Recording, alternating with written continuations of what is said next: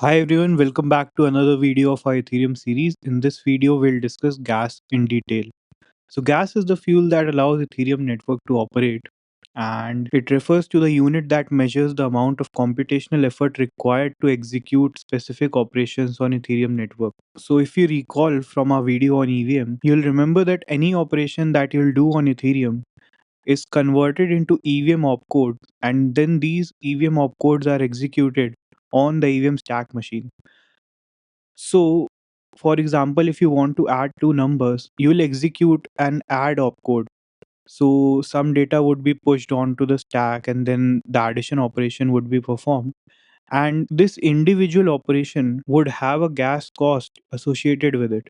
So for each EVM opcode, there's a gas cost associated with it, and you can check out the value for each opcode on this site evm.code. And since every smart contract or every Solidity code is a collection of multiple EVM opcodes, you have a gas cost associated with any functionality that you execute on the Ethereum network. So the gas fee is the amount of gas to do some operation multiplied by the cost per unit gas. So for example, if addition costs 3 gas and you say that you'll pay 5 GUI per gas for executing this operation, then you'll have to pay 15 GUI to execute an add operation. And this gas fee is paid regardless of whether a transaction succeeds or fails. So for example, if you have initiated a transaction request on the network and let's say you provided insufficient amount of gas that is needed for your operation to conclude successfully, then the transaction will fail because of insufficient gas, but you won't get that gas back because that gas fee has already been used to execute your operation, regardless of whether it succeeded or not. So, how is gas fee calculated on Ethereum network? The gas fee is the amount of gas used to do some operation on the network multiplied by the cost per unit gas. It is divided into two parts. One is base fee and the second is priority fee. So the base fee is set by the protocol, and this is the minimum amount that you have to pay for your transaction to be considered valid. The priority fee, on the other hand, is sort of a tip that you add to the base fee to make your transaction more lucrative for the validators. Because at the end of the day, multiple people are initiating transaction requests on the network, and it is a validator's call on whose transaction request to pick up and execute. So if you add a priority fee, more and more validators would want to pick up your transaction and execute it successfully. So let's look at an example calculation. The gas fee is paid in Ether and it's quoted in GUI. So the total gas price is equal to the base fee plus the priority fee, also known as tip. And the total fee is equal to the units of gas used multiplied by the total gas price, that is the base fee plus the priority fee. For example, to execute your transaction request, the network would use up 21,000 units of gas, and the network has already set 10 GUI as the base fee, and you add a priority fee of 2 GUI on top of it. So your total gas fee would be 21,000 multiplied by 10 plus 2, that is 12. So that would be the final amount of gas fee that you'll pay for executing your transaction. Now, why is this gas fee needed? So the gas fee helps in keeping the Ethereum network secure. Imagine if you don't have a limit on the amount of computation that you can do. It fails the system in two ways. First, anybody would be doing any kind of random thing and the resources would get hogged up unnecessarily. And the other, it doesn't give any incentive for the network operators, that is the nodes, to provide the resources to the network. So by requiring a fee for every computation executed on the network, we actually prevent the bad actors from spamming the network. And also, in order to avoid accidental or hostile infinite loops, let's say you write a buggy code that has an infinite loop, it will keep on executing. So that would lead to a wastage of the resources of the Ethereum network. So in order to avoid that situation, each transaction has a gas limit associated with it. You can recall that in our transactions video, one of the fields in the transaction is the maximum gas limit.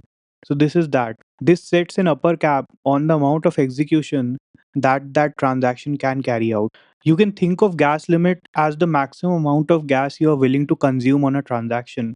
More complicated transactions require more computational work, so they will require a higher gas limit. A standard Ether transfer requires a gas limit of 21,000 units of gas. And if you are doing a heavier operation like swapping a token on Uniswap smart contract, it would require more amount of gas just because there's more computation involved in doing that token swap. Now, if you have used Ethereum network before, or you have been around in the blockchain ecosystem for a while, you will know that the high gas price for Ethereum network has been a constant problem, where a simple Ether transfer, which should cost somewhere between $1 to $2, can go up to $50 to $100. Now, why does this happen? Why does gas goes so high? So it's a simple game of demand and supply. If the demand for network increases, more and more transaction requests are added to the network. Validators have more and more options to pick from.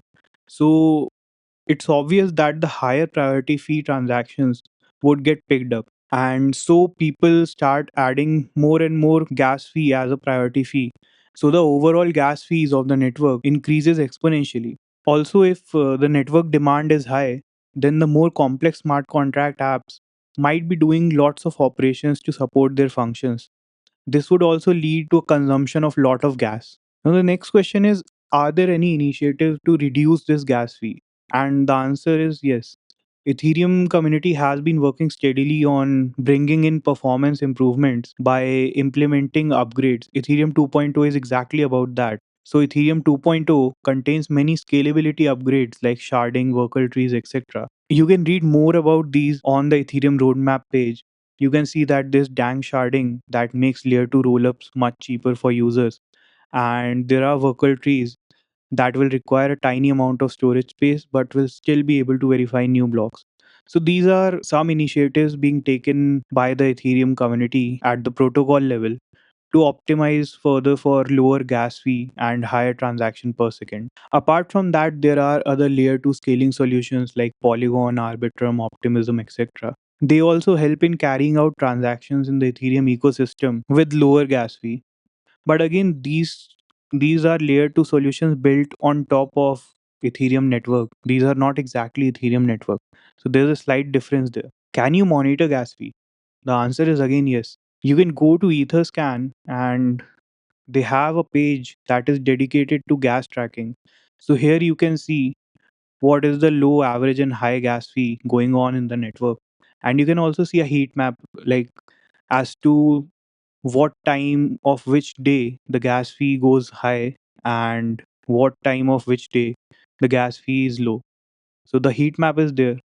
The more orangish portions are of high gas fee, you can see the GUI value is 40 here, and the light orangish portion are of lower gas fee. So the GUI value is around 7 or 6 here. You can also see some gas fee estimates for standard operations like swap, NFT sale, bridging, borrowing, etc. So this is a good page that you should check out. There's also this line graph showing you the gas price. So you can check this out as well.